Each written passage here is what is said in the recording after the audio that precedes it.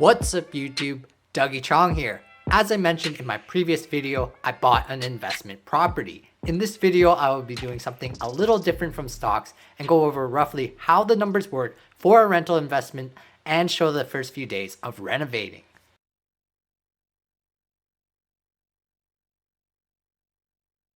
I will not disclose the exact details, but it is a 3-bedroom condo townhouse decently close to downtown Toronto.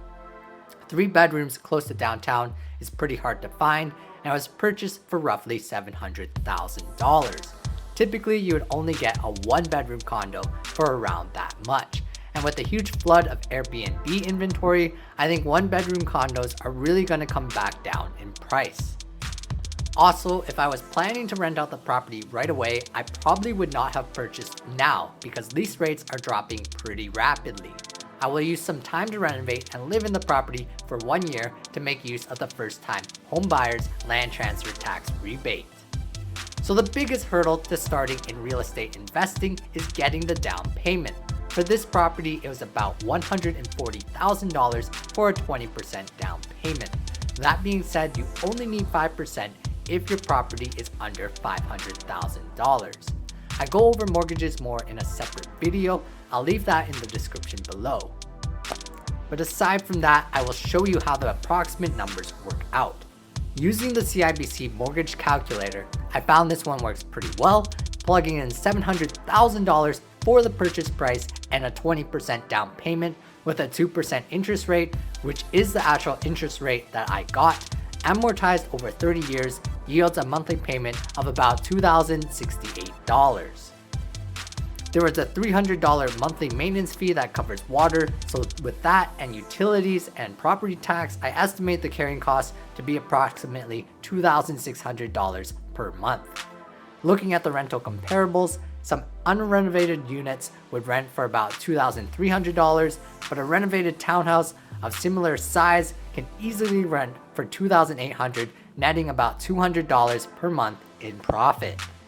Even if you aren't quite making a positive cash flow right away, it's important to realize that rental prices will increase over time, so you will eventually start to make money, whereas your mortgage payments will stay the same for the term of your mortgage. And at the end of the day, you aren't buying a rental property for the $200 a month of cash flow, but for the equity you are getting in your home with each mortgage payment. Alright, I'll start with the before photos. It kind of makes me cringe a bit looking at how it used to be versus how it is now in its half renovated state. We'll start at the top, looking at the smallest 3rd floor bedroom. It has a pretty low ceiling and can only comfortably fit a twin mattress. Overall, the flooring wasn't scratched, but wasn't the most modern looking. Coming back down the stairs, we have the master bedroom on one side. Again, not bad flooring, but in need of a ceiling light fixture.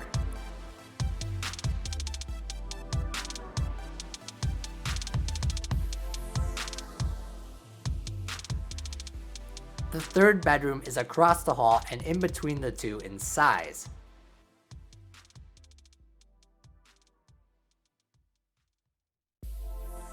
The 1st floor features a fairly open concept living room with dining room and kitchen.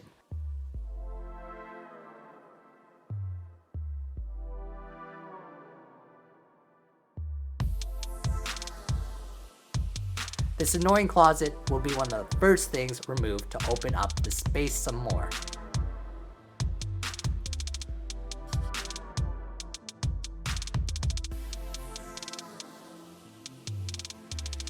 Here's a picture of the bedroom before. It really wasn't in bad shape, but I decided to scrape the popcorn ceiling flat, replace the floors with a more modern luxury vinyl flooring, and then repaint the entire room. The stairs again were not that bad, parquet on the top with laminate for the risers. I decided to update with hardwood and try to eliminate some of the squeak as well. This small simple hallway will turn into a renovating nightmare in future videos. And the parquet floor on the 1st floor was outdated for sure, but in pretty good condition overall. Alright, day 1, almost as soon as I got the keys, the closet was one of the first things to go. Before taking any walls down, make sure to check if the wall is structural, but something this small rarely would be. Here's a picture of my dad starting to cut open the drywall.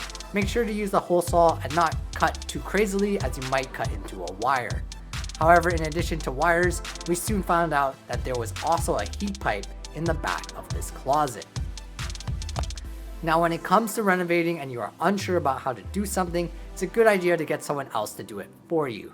So since I did not want to mess up my heating system, I got someone else to move the pipe so it was not so much in the way. It could not have been moved out completely due to the way of how some of the support beams were placed. So while the closet was being removed, my girlfriend was starting to spray down the ceiling to remove the popcorn ceiling. Honestly, having a flat as opposed to popcorn ceiling really does not improve the value too much, but it does make for a more modern feel. It's important if your property was made in the 70s or earlier to check for asbestos before trying to remove it. One of the things we discovered early on is to apply the water fairly liberally. The more water you put on, the easier it will be to scrape off with a putty knife. One thing I learned from this experience is to just hire someone if you want flat ceilings. It should have costed around $2,000 for the entire house and would have saved a lot of time, because after scraping you have to put a coat of plaster on, sand it down, and put at least another coat of plaster before painting. All told, it was a lot of hours for a fairly inexperienced plasterer as myself, and the time and effort could have been put to more important features such as the kitchen or bathroom. Back to the closet, the drywall is taken out fairly easily.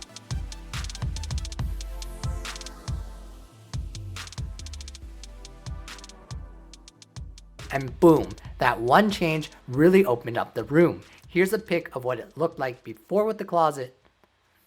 Now to take out the beams that weren't really doing anything except holding the drywall. That's about as far as we got on the first day, and yeah, the ceiling did not look too great. This is when we learned to apply more water.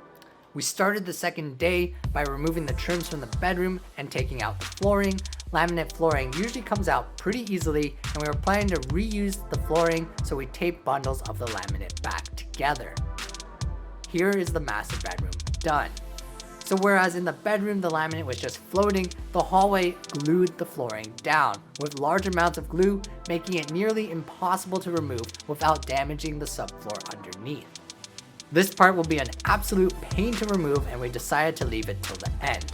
The parquet flooring on the stairs was also glued down fairly thoroughly, and the treads underneath were not in the best condition either.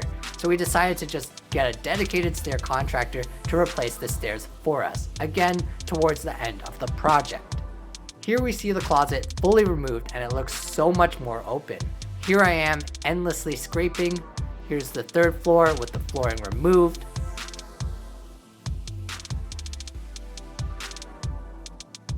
And boom, the closet is fully gone. Then we started to chalk some lines for recessed lights. There's a lot that goes into placing them, and we learned for smaller spaces you should go for 4-inch lights to make the room look bigger.